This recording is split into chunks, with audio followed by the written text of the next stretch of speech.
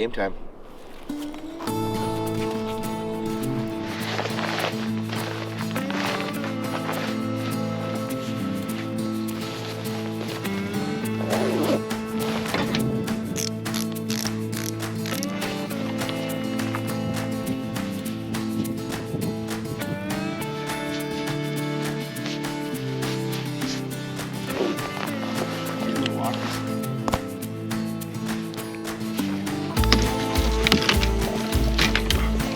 Come here, mister. Don't want to catch a cold. Oh, I love you. Want to go fishing? Hello, all my fishy friends, and welcome back to this week's Stay Fishy adventure. Today we're waging all-out war on steelhead and our appetites. We're doing a little steelhead fishing. I got every single method in my hand right now that I like to fish. If you guys didn't see the spay casting one where I caught one of my biggest fish in my life on a spay rod, that was a couple episodes ago, so go back and check that out. It was lovely. But today is a lovely day indeed.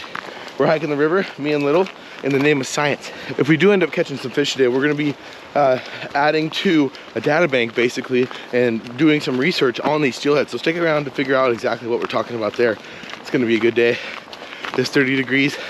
I'm sick, but I wanted to get this video out to you guys anyways. We're powering through, me and Tiny Dog. So stick around today, guys. It's gonna be a great episode. Thanks so much for being here. Let's go do it.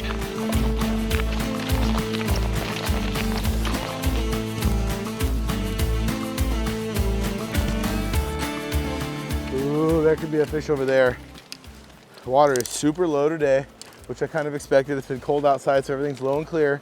And I really want to focus on the fly rod today, but I'm the kind of fisherman that likes to catch fish if I'm going to put in a good effort, so I bring everything to the river. We're starting today with the pink lady. The dark and stormy got it done last time, and the sexy ginger really came through in a clutch on the last video. Really put the hurt into him. Today we're going with the pretty lady, pink lady. Oh, devilish, sexy, amazing. Okay, ready to fish. She is ready to fish. RTF, here we go.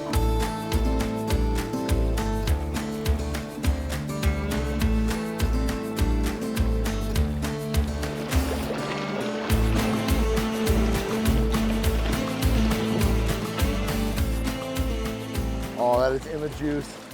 In the juice. Lid popped, pour it in the cup, in the juice. Come on, I know you're there. Give him a little jiggle.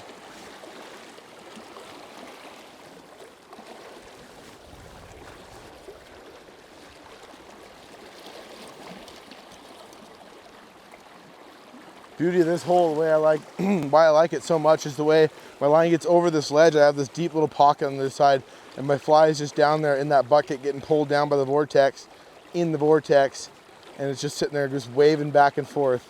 I'm getting a really long drift through there, which is great. It's staying in those fish in front of those fish as long as possible.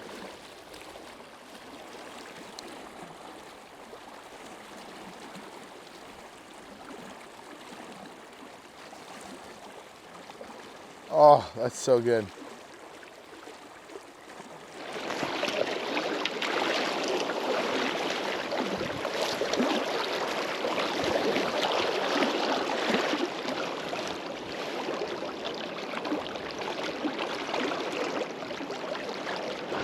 You guys ever have a cast that you just think deserves a fish? I have a lot of them. It doesn't always work that way, I guess.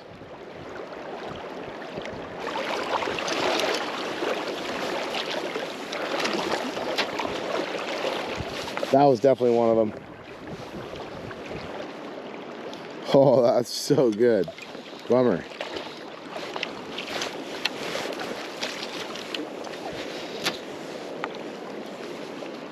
Let's see the comments below, everybody. What do you think of the fly fishing stuff? I want to see what the viewers and what you guys' opinion is on what your favorite style of fishing is. If you've been liking these fly fishing videos, comment on below right now in the video. If you like the traditional style, say traditional. If you like both, say both. Because I'd really like to know, because I'll definitely focus more on whatever you guys, the viewers, want to see. I think it's very important that I'm doing the kind of fishing that you guys like to do, because I love it all. So make sure to comment below if you like these spay casting episodes, if you like the fly fishing episodes, comment below so I can focus on doing some more of those. But until then, I'm taking everything.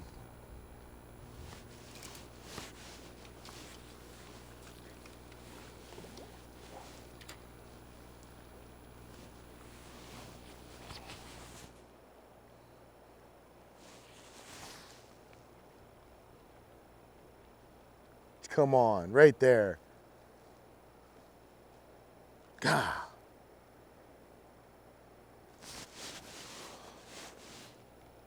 Oh, come on. It feels so good. Feels so good. There's gotta be one. I'm obviously sick. I'm getting whiny. It's not affecting my lasers though. All right, gave the fly a shot. On to method number 2. Time to try a bead. Yeah, changed my mind, everyone. We're going spinner instead.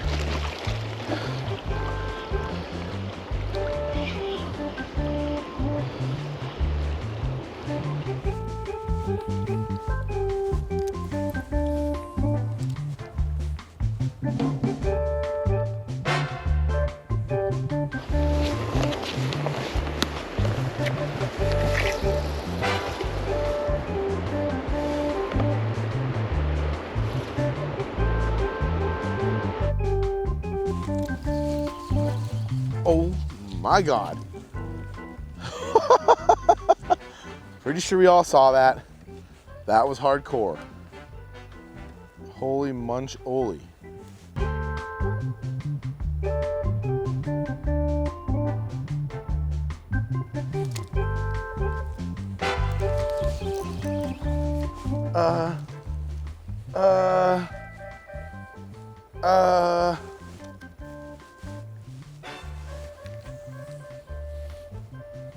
Third time's the charm, I guess.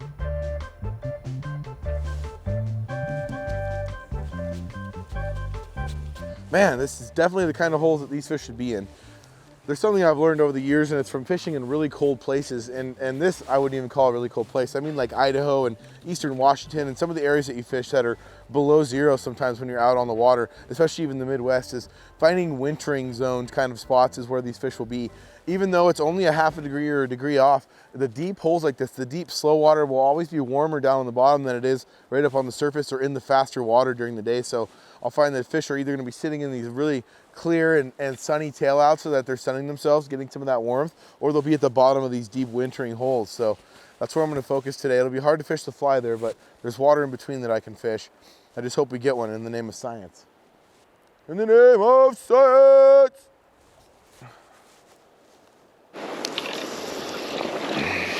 Can't believe I've casted this many times. I feel like an idiot. Oh my God, that was a fish. I gave it a little bit of a Yankee poo there. I just said to myself, I can't believe how many times I've casted. Because usually I'll only give a hole a couple of casts and then give up. That was totally a bite. Sometimes you shouldn't f yourself like that, everybody. Wow, art. Really cool art. The old knotty wood. That one's going home. Super, super cool piece of wood. Okay, let's go in here and get set up. I got a good feeling about this hole. Real good. Nice and deep, slow. Got a little sun on it. The only thing that kind of sucks is the wind's blowing, but hey, that's Mother Nature for you. Nothing we can do about that.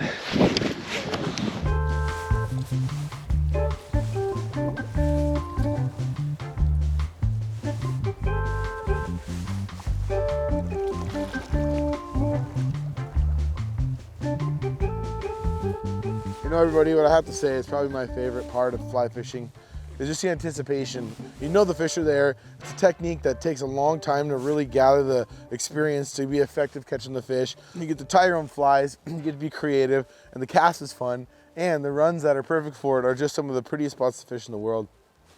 But the anticipation, especially after what happened the last time we fly fished on Stay Fishy, which I think we'll cut to that right about now. It's one of the most monumental, braggable moments I've ever had happen to me with a fly rod in my hand. So we're gonna cut to that fish right now.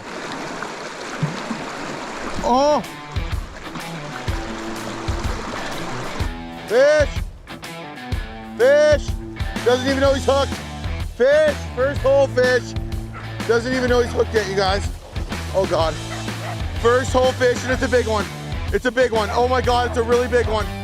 Put the head right in the net. Yep.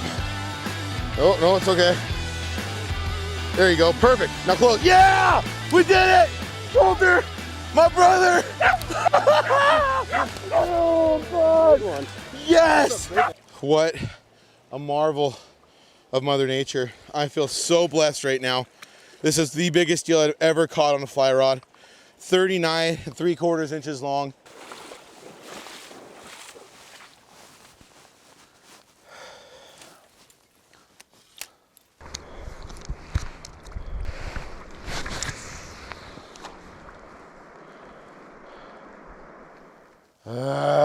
Come on. Got him. Just had to cry about him a little bit. Oh, it's a nice one too. GoPro died just in action. That was so cool. I was just crying to the fish gods. Yes, everybody, yes. Oh, he's twisting me up. He's a wild one. He's a wild one, he's a wild animal. He's twisting me up. All right, okay. Real quick, everyone. For the first time ever, maybe on YouTube, somebody's gonna change their GoPro battery while fighting a fish with their genitals. Okay, almost. Oh, don't wanna drop anything. So while I'm doing this, you guys, I really wanna get the footage of me getting samples of this fish. It's a really cool thing that the state of Washington has asked us to do with our other channel, Addicted, and a lot of guides around the area. So we're gonna take scale samples of this fish. We're gonna take 6 scales off of it, put them on a little card, and turn them in the name of science and research of these fish to basically prove they are healthy and they have healthy runs still established here in the Pacific Northwest. So, which gives back to our hatchery runs, which gives back to all the different things that allow us to go out here and fish. This is a really awesome right to be able to play with these amazing fish. So we want to keep it going best we can. Okay, clock's still running, still changing the battery. 1 hour later.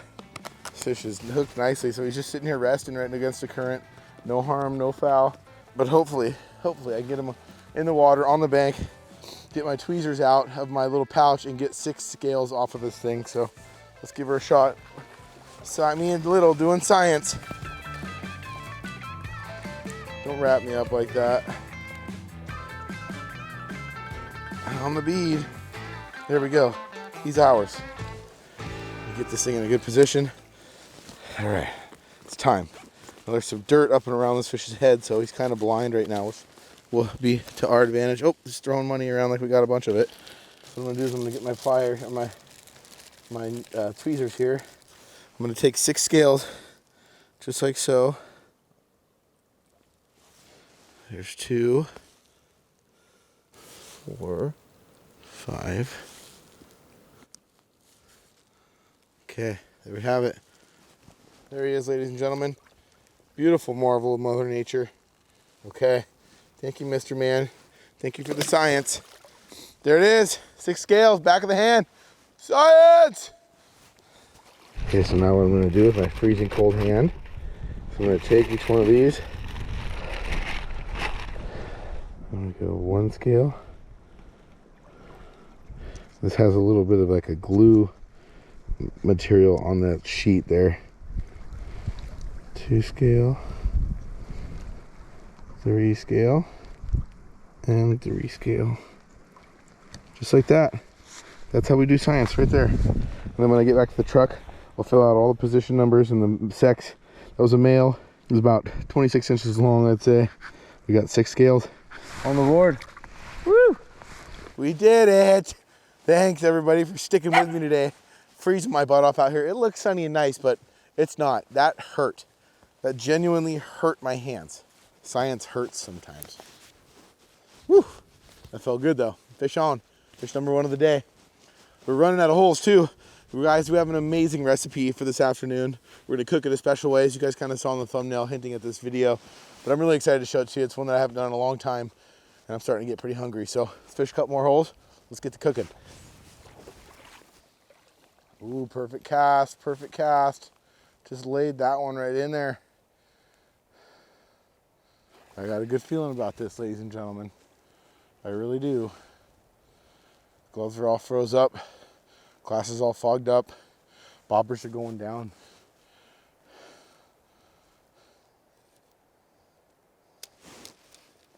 Huh. Got him, got him, got him. That was a fish the whole time. He ate it 3 times, that thing ate it. Ooh, looks like another good one. That's another nice steely. Whoa, I started to doubt myself. The bobber went down twice. Thing was chompy wompying me. Then I gave him the hooky wookie. Oh wow, that's a nicer fish too. He's really doing the dog roll on me. He's trying to break my line. It's crazy, sometimes they'll roll all the way up your leader like that, get it to where it gets so tight around their body that the tension gets too high and then it pops. Oh baby, that's another nice pretty steely. He's all wrapped up on me.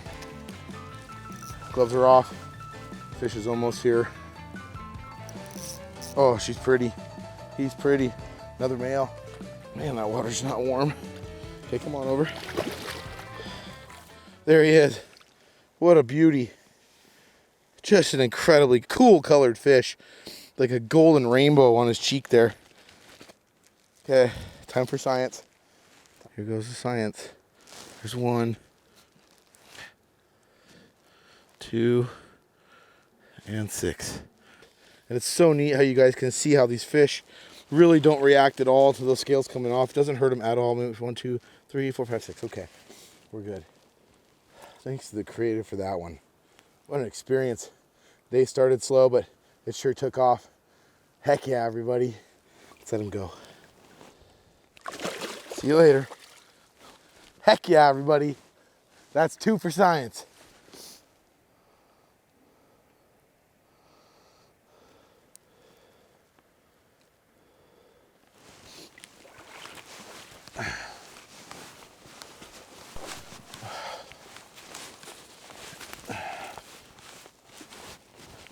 All right, we've made it to our next destination. And before we get this meal started, of course, we cannot forget the Stay Fishy Munch of the Week. This week's Stay Fishy Munch of the Week is the chicken and a biscuit, an old-time classic, one of my very favorite biscuit cracker snacks.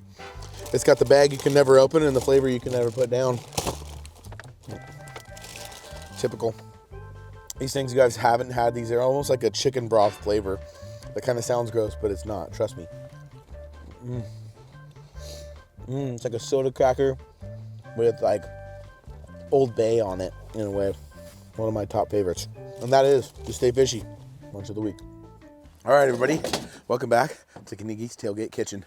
Today I got a doozy in mind for you. First, I'm gonna put my cooking gloves back on because it's cold. Whew. Never did warm up today. It turned out to be beautiful though. But today's recipe is a doozy, everybody. It's one that I have not done in a long time, and it is a spring Chinook special, just in time for winter. So what I'm doing here is gonna be a spin-off of a recipe that I do a lot, just with Brussels sprouts in particular. But I'm actually gonna add the salmon into the recipe, and it's gonna really make a whole new twist to it that nobody has ever seen before. So what we're doing, we're using a cast iron pan over the fire. First thing we're gonna do is get our fire going. So let's do that right now.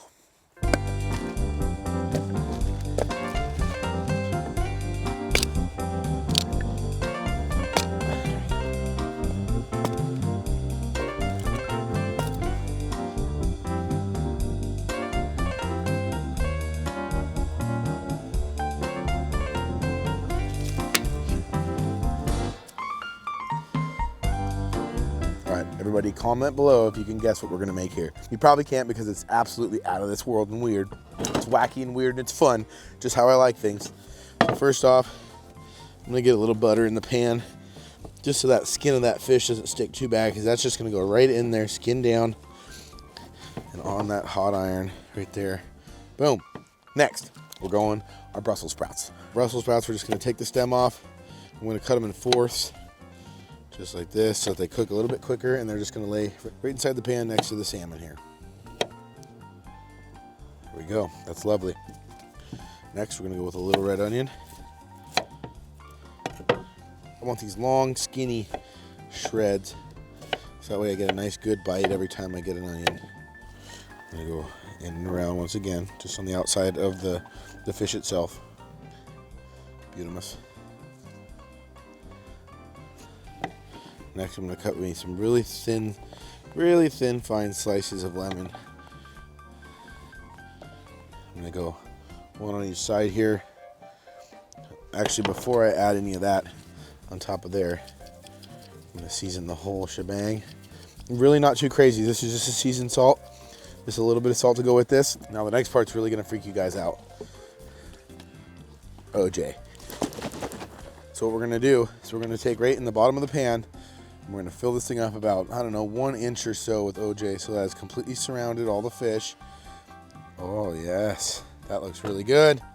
Okay, now what I'm gonna do, guys, this is the part where everything changes. So I'm gonna take my aluminum foil, I'm gonna cover this up, and I'm gonna cook with this right over the fire, let all that kind of steam in there, all that juice kind of render off until all of the orange juice is gone. It'll all evaporate out, and through that boiling process, it'll cook the bottom side of that fish and all of the ingredients on top of it. So the red onion and those Brussels sprouts will all get boiled, and then it'll start to render down. You'll hear that sizzle. I'm gonna drop a little bit of butter in the pan, and then I have one more thing I'm gonna add to the top of the salmon. So let's get this covered up, let's get it on the grill.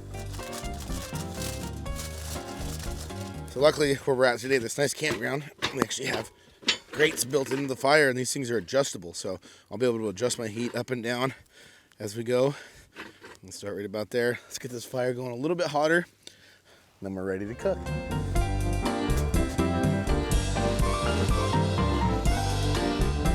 Okay, while we're letting the rest of that cook on the fire, we're gonna get our aioli ready. And really all I'm gonna do is, once that fish is almost done, and we've got about 15 minutes or so left, because it cooks pretty slow over the fire, but that's the beauty of cooking it over the fire, is we're gonna get a lot of smoky flavor from all the fire and all that oler that we're throwing on there intermittently, which is the perfect kind of smoke that you want with a salmon recipe. It's the most authentic you can get, and in my opinion, it's definitely the best. So we'll go a little bit of dill. Just before we even get started, I'm gonna squeeze a little bit of that lemon on the dill. And then as soon as that fish is almost done, we got about 15 minutes left, I'm gonna go small amount of mayo, a little bit of dill, and another squeeze of that lemon right on top of it. Oh yeah, she's a bubbling. Nice warm fire. You can hear all that orange juice really start to cook in there, getting everything in there nice and soft, if you will. And as soon as I start to hear some sizzling in there, as soon as that orange juice is almost gone, and also don't be afraid if you put too much in there to dump some out about 20 minutes in. I'm gonna throw some butter in there, and then we're gonna finish off that mayo spread on top of the fish. I took a sneak peek and it smells yummy. I know the suspense is getting you guys. The suspense is killing you because it's killing me. I'm not gonna let you see it yet though, I'm not all the way. I'm gonna tease her. Okay, so here we go. I'm gonna take my lid off, start to let that stuff kind of steam like so. I'm gonna go just a couple of runs back and forth with the mayo. Small bit of dill, I don't wanna go crazy. And again, that dill already has some lemon in it, so I'm gonna go just a little extra around the horn there. And I'm gonna spread that around nicely. Oh, so juicy, so nice. And again, you don't wanna go crazy on the mayo. A lot of this is gonna melt off into that kind of that roux that we're getting in the bottom. So don't go too heavily on it, even though it kind of looks heavy there. That's about as much as you're gonna wanna go ever on putting anything on it. And this is a really nice piece of fish that I use here. I'm drooling, I can't even talk. This is a summer Chinook that I caught last summer on the Columbia River. So this is about the highest revered meat that you can get. So I'm happy and proud. Okay, let's slip our lid back on for just a few minutes and let her do her business. I gotta wipe my jowls because that's looking really good. We got about 5 more minutes. Our dinner plate is set over here on my wooden cutting board, but this just reminded me. Originally, when we were gonna film this video, you guys were gonna do the Swedish torch. And if you guys know what that is, it's a piece of wood like this, a log like this with 2 different holes in it, one from the side, one from the top, and it creates a cooking surface. So if you guys wanna see that video, be on the lookout for it and leave some comments below saying yes, Swedish torch. Because I've done it before and it works really, really good for cooking fish, but I wanna know if you guys are even interested in that. But we tried to find some at the store to buy, but I think we're gonna end up having to make them. So we'll include that all in one of the next videos that we do. So be on the lookout for that one upcoming soon. Swedish torch action. Okay, we're starting to hear that sizzle. You guys can obviously hear it. I'll put my mic up to it. It's not the boil anymore, it's the sizzle. I added about a 1/4 cube of butter to the last of it. So I'm letting the last of that stuff just caramelize a little bit and we're ready to go.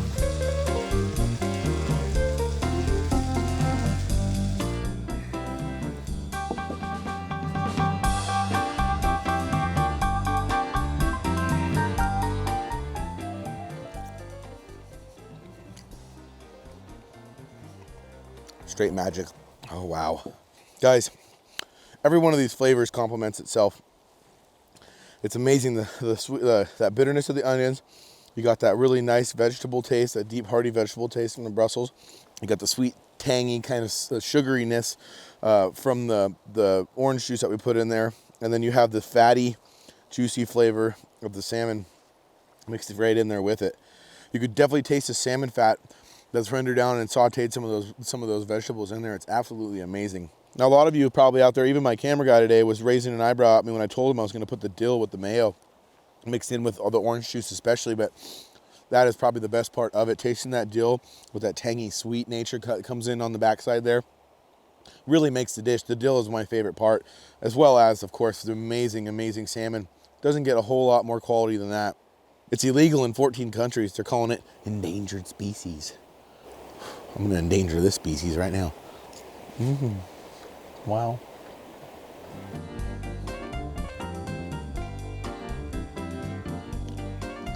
Well, everybody, what an incredible day. Everything went as planned. Not many winter days when it's this cold and it's this nasty outside that you can come and have this kind of fun. So thank the creator for that one. It was an incredible day, and I'm so glad you guys were along. If you take anything away from this episode, one, it's support wild steelhead, and two, try this recipe. It goes good on any kind of fish. It doesn't have to be salmon, but definitely take this one, put it in the bank, and try it one of these evenings. So until next week, everybody. Until next week, everyone, same time. I'm so distracted by the food. Well, and so until next time, everybody, same time, same place. You all stay fishy. We'll see you out there.